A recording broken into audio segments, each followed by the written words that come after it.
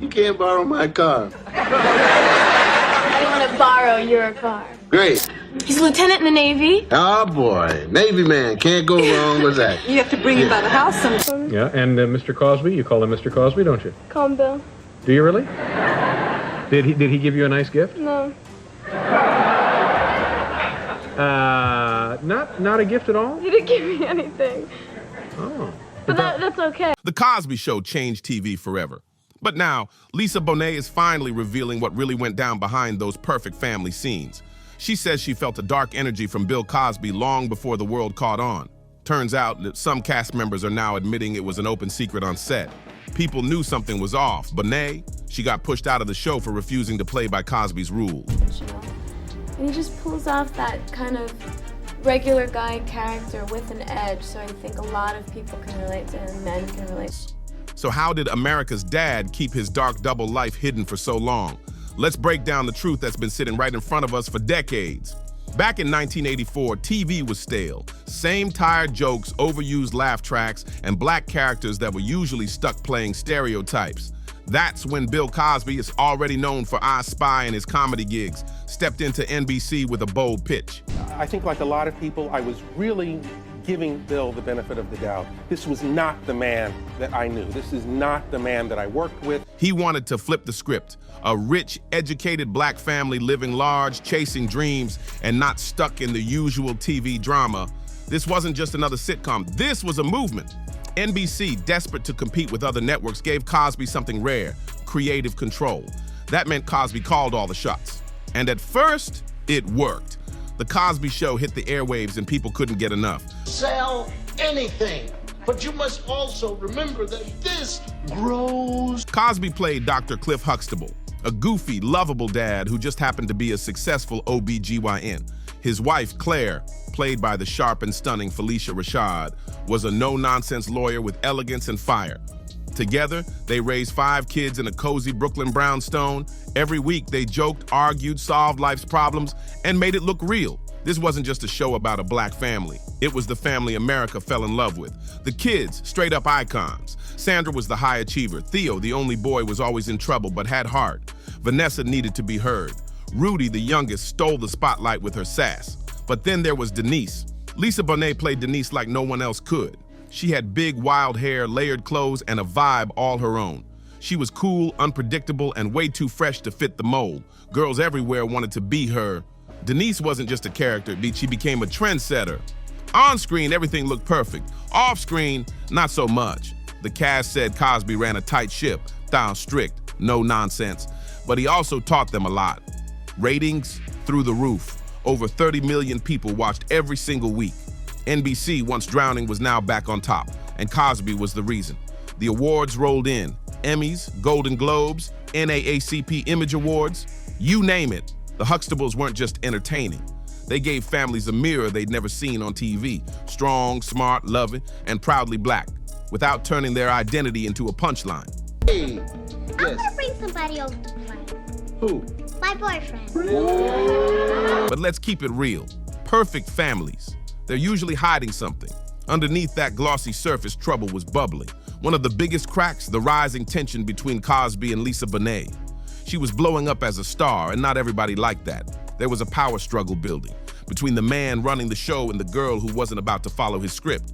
Nobody said it out loud back then, but looking back, the signs were there. The perfect Cosby family had its own drama that took decades to come out.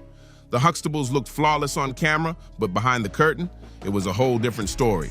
By 1987, everything still looked shiny from the outside. The show ruled the airwaves, Cosby was a national treasure, and people couldn't get enough of the Huxtables. But off camera, the pressure was building, and right at the center of it all was Lisa Bonet. She was just 19, still playing the free-spirited Denise. But in real life, she was growing fast. For years, Denise had been the artsy sweetheart, fun, quirky, but still wrapped in Cosby's clean-cut vision.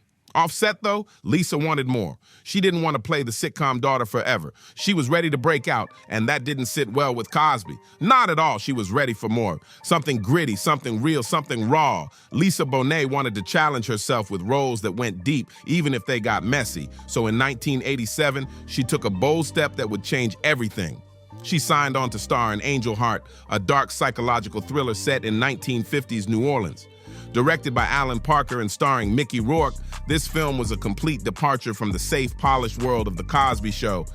And I said to him, I explained to him how I wanted to use it on the show, because that would be a great thing to see a girl who's upper class kid, having a baby, not married. The movie dove straight into the shadows.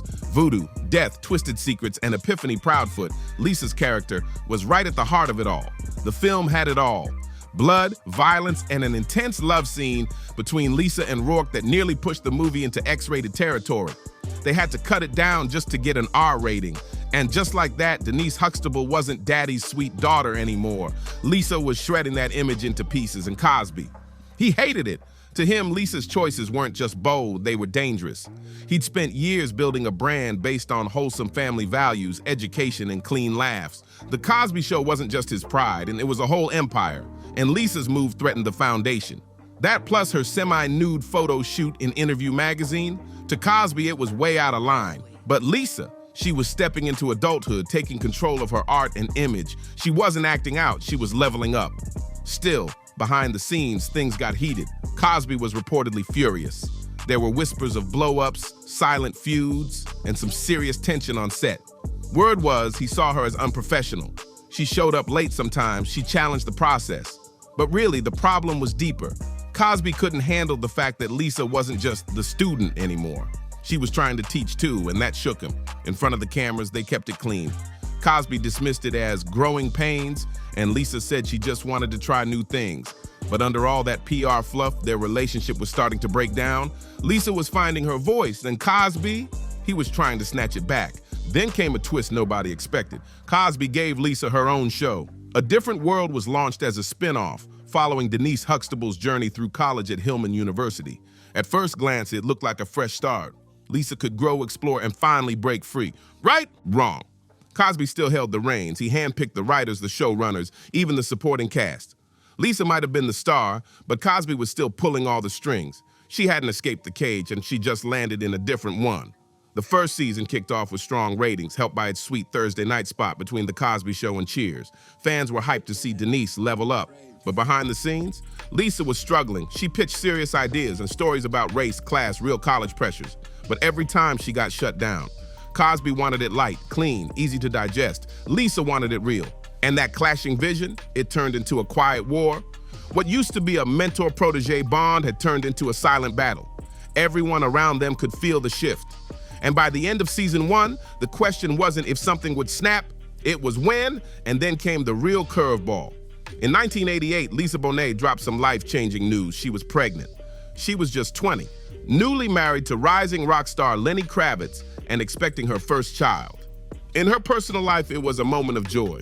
But on set, panic hit hard, and A Different World was supposed to show young, aspirational college life. Denise figuring out who she was, away from her privileged Brooklyn roots. A baby storyline? That didn't fit Cosby's vision at all. This wasn't just about writing, it was about image. Cosby didn't want real-life complexity muddying the clean picture he painted on screen. Behind closed doors, producers scrambled. Could Denise juggle school and motherhood on the show? Could they hide Lisa's bump with baggy outfits and camera tricks, or would they have to write her out entirely? Cosby didn't wait around. He made the call fast. He wasn't about to bend the story to fit Lisa's reality, not even for her. Cosby didn't just sideline Lisa Bonet, he yanked her off A Different World completely. The official line, creative differences. They said Denise was needed back on The Cosby Show. But behind the scenes, it was clear. This was about control. Lisa had stepped out of line, shown too much independence, and Cosby was determined to reel her back in under his tight grip. When she came back to The Cosby Show, everything felt off. Denise had just started college, chasing growth and freedom, and now she was back home with barely a word of explanation. The writers threw in some weak excuse. She'd taken a break from school. No real reason. No talk of Hillman, no growth, just poof, all that character development erased. The writers didn't know what to do with her.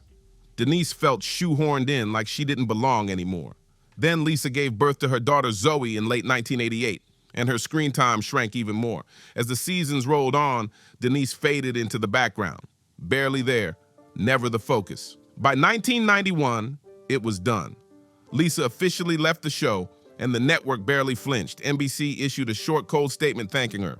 No warmth, no tribute, nothing. And then came the weirdest twist. My biggest feeling is I feel sad for, just the way this whole, just the way the whole story. Out of nowhere, the writers dropped a sudden bombshell. Denise Huxtable was married to a Navy guy, a dude named Martin Kendall. No on-screen romance, no build-up, no wedding episode, just surprise. She's married now and has a stepdaughter named Olivia. Fans were confused. Denise, the free-spirited rebel, now a military wife and stepmom, it didn't add up. She was the wanderer, the one who questioned everything. Suddenly she's living on a Navy base overseas. It didn't feel right, and the writers knew it. Instead of unpacking this new twist, they used it to quietly write her off. In one line, they wrapped it up. Denise moved to Japan with Martin, who'd been stationed there. That was it. No big send-off. No goodbye scene. Just gone. Even worse, Lisa Bonet didn't return for the 1992 series finale, not even in flashbacks. Every major cast member showed up for the emotional goodbye. But Lisa, nowhere. No mention, no farewell. Like Denise had never mattered at all. Fans were left confused, but insiders knew this wasn't about a storyline.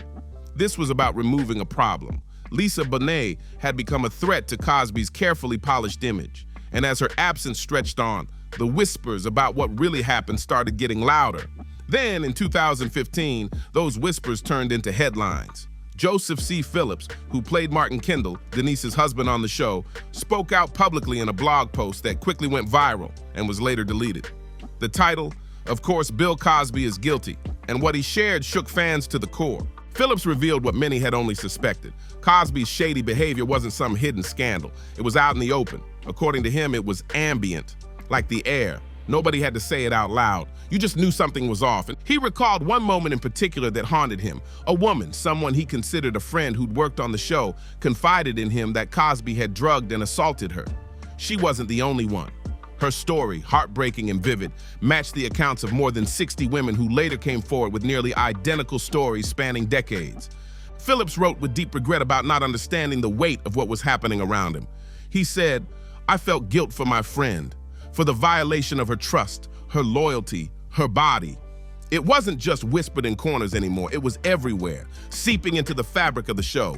Young actors, guest stars, and crew worked under a system where Cosby's power ruled everything. Nobody questioned him. Speaking out? That was career suicide. And for someone like Lisa Bonet, bold, defiant, and unafraid, that silence felt like a trap. Lisa didn't just challenge scripts, she challenged power. And that made her dangerous to Cosby's brand. Her exit wasn't just about movies or pregnancy. It might have been about shutting down someone who saw too much. Years later, reports started surfacing about just how far Cosby would go to protect his image. One especially cold move, he allegedly fed a damaging story about his own daughter to the press, exposing her struggles with substance use, just to stop a tabloid from publishing something even worse, a report linking him to wild Vegas parties with Sammy Davis Jr. and showgirls. According to a National Enquirer staffer, my editor told me that Daddy Cosby was the source. He threw his own child under the bus just to cover his tracks. That wasn't just damage control. That was ruthless. On the studio lot, it was the same energy. Crew members have now come forward recalling locked dressing room meetings, heavy security, and young female guest stars being quickly pulled aside for private conversations with Cosby. The vibe, intense, controlled, chilling Lisa Bonet with her fearless energy and refusal to play nice, didn't fit in that world. And Cosby, he made sure she was pushed out of it. Nobody questioned it. Not back then. Cosby was NBC's golden goose, and careers depended on staying in his good graces. Saying the wrong thing, that could shut your future down real quick. So it's no surprise Lisa Bonet kept her distance. She saw the game for what it was. When serious allegations against Bill Cosby exploded in 2014 and 2015, the cast of The Cosby Show got caught in a storm they never saw coming. For years, they were America's favorite TV family, laughing together, working side by side, growing up in front of millions every week. But now, their TV dad, their mentor, was facing accusations that shattered the image he spent decades building. And just like that, everyone had to decide where they stood. Some backed him, others went silent. A few chose their words very carefully, but one thing was obvious. There was no easy side to take. Let's start with Phylicia Rashad, Claire Huxtable herself. Strong, graceful, sharp as ever on screen and off screen, she was one of Cosby's most loyal defenders. In 2015, when asked about the allegations, she told a reporter, "Forget these women." Later, she claimed her words were twisted, but the damage was done. The backlash was immediate. Then in 2021, when Cosby's conviction was overturned and he was released from prison, Rashad celebrated on Twitter. Finally, a terrible wrong is being righted. A miscarriage of justice is corrected. That tweet hit hard, especially since Rashad had just been named Dean of the College of Fine Arts at Howard University. The school had to step in fast, releasing a statement saying her views didn't represent the university's. It was a mess. Malcolm Jamal Warner, who played Theo, took a much more careful approach. In 2015, he admitted how painful it was to see the show's legacy collapse. For years, he said, the Cosby Show helped change the image of black families on TV, and now it was stained. On The Real in 2016, he summed it up. "I'm in no position to defend him because I can't, but nor will I throw him under the bus." You could hear the hurt in his voice. He was torn between the man he thought he knew and the truth that was unraveling fast. Then came Keshia Knight Pulliam, Little Rudy. In 2015, she told Today that the allegations didn't line up with her experience. "That was never my experience with him," she said. And in 2017, she made headlines walking into court with Cosby during his trial. But she quickly added, she wasn't saying she agreed with what he did or didn't do. She just felt she had to show support for someone who once played her TV dad. Other cast members said nothing. Total silence. Sabrina LaBeouf, Tempest Bledsoe, even Raven Simonet, not a word. Maybe they wanted privacy. Maybe they didn't know what to say. Or maybe they knew that any comment could blow up. Whatever the reason, their silence said just as much as any statement. But then there was Lisa Bonet. For years, she didn't speak publicly, even as her name popped up in gossip stories linked to early tensions and her quiet exit from the show. She stayed quiet until 2018. That's when she finally opened up just a little in an interview with Porter magazine. "I don't need to say, 'I told you so,'" she said. "I just leave all that to karma and justice." And when asked if she ever sensed something dark around Cosby, her response came fast. Always. Not loud, not dramatic, just firm, calm, like she'd made peace with it long ago. "If I had anything more to reveal, it would have happened a long time ago," she added. "That's my nature. The truth will set you free." That one line, "I knew enough," said more than any press tour ever could. Her silence, it wasn't about holding back, and it was about protecting herself. Looking back, Lisa's quiet exit feels different. It doesn't look like creative differences or rebellion. It looks like survival. While the world was still cheering for Cliff Huxtable, she was already backing away from something she didn't trust. That's not drama, that's instinct. The Cosby Show gave America a new vision of black success and family life. Polished, powerful, positive. But under the smiles, the sweaters, and the fatherly advice, something much darker was hiding in plain sight. Lisa Bonet didn't expose it.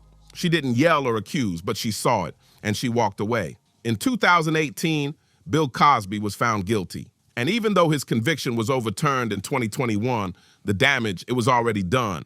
His victims were left with scars that justice couldn't erase. His legacy, once built on laughter and family, collapsed under the weight of dark truths. And the people who once saw him as America's dad, they were forced to face the reality that the man behind the sweater was not who he claimed to be. But here's the real kicker. The darkest part of the Cosby Show saga wasn't just what one man did behind closed doors. It was the silence, the protection, the people who looked the other way to save a dream that was never really theirs to begin with. If this shook you, make sure to like, drop a comment, share this with a friend, and of course, subscribe for more deep dives like this. See you on the next one.